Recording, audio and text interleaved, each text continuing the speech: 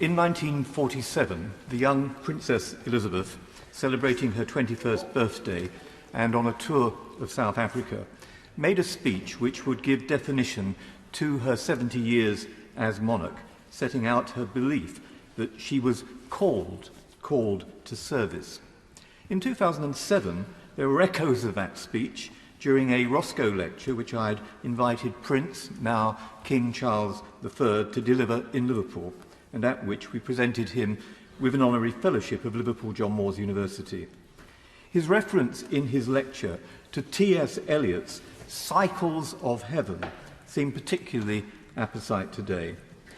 His mother's promise 6 decades earlier had been, I quote, "I would dedicate my whole life to your service," and this became her lodestar, guiding her unstinting belief in the centrality of public service to the principle of duty, and it shaped her self-evident goodness.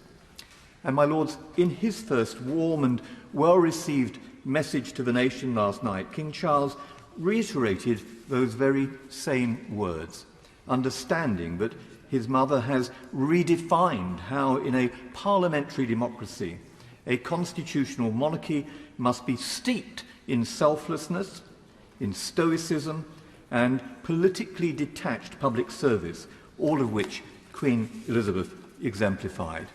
Never partisan, her wise, generous and shrewd presence and leadership by example have been at the heart of our parliamentary democracy and therefore of our politics throughout my entire life.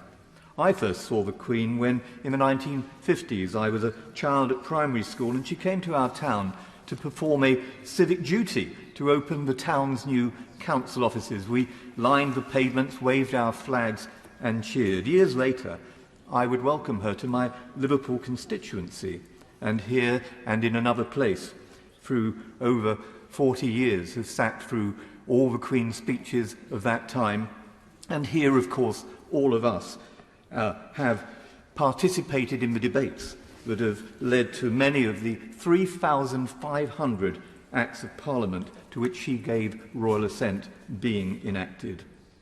Underlining how much has changed during those years and how rapidly things now change, it's worth noting that a baby born at the beginning of this week in which the Queen died will have already lived under the reign of a head of state and the leadership of a premier who were different from those in those posts at the end of the same week.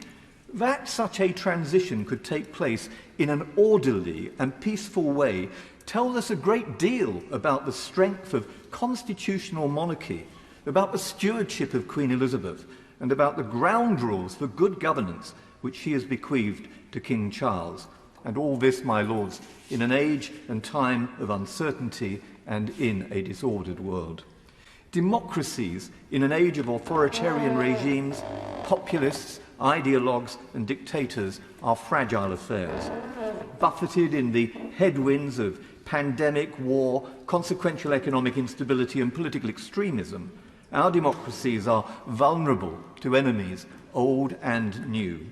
It is salutary to observe how, in the face of such extraordinary, monumental challenges, which sometimes even seem existential, the constitutional monarchy has provided continuity, cohesion, courage, stability, and strength. Her abiding belief in seeking the best was never seen more vividly than during her historic and reconciling visit to Ireland in 2011, and which has been referred to. It was a watershed, bridge-building moment in British-Irish relations, which had been mired by so much bitterness, violence, and bad and tainted history.